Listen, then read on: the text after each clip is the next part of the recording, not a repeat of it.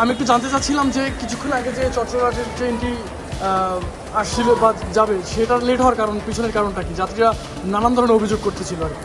এটি আসার সময় হয়তো বা কোনো সমস্যা ছিল কিংবা যাওয়ার সময় লেট হয়েছিল, যাত্রী অতিরিক্ত চাপের কারণে লেট হতে পারে। এই জন্যে আসার সময় একটু লেট হয়েছে, তাছাড়া অন্য কোনো সমস্যা নেই।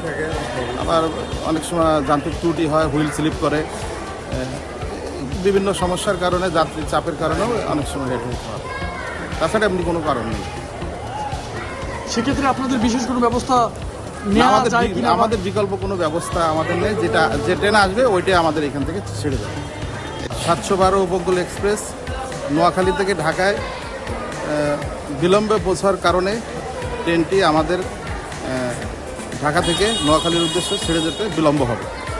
কারণ হচ্ছে এই ট্রেনটি আসার পরে ওয়াশপিট হয়, ওয়াশপিট থেকে আবার এখানে প্লেস হয়, প্লেস হওয়ার পরে এটা আপনার ঢাকা থেকে নোয়াখালীর উদ্দেশ্যে ছেড়ে যায়। এই সামান্য লেট হবে, এটা বেশি কোনো লেট হবে না, সামান্য একটু লেট হবে, এটা 10-15-20 মিনিটের মতো লেট হতে হবে।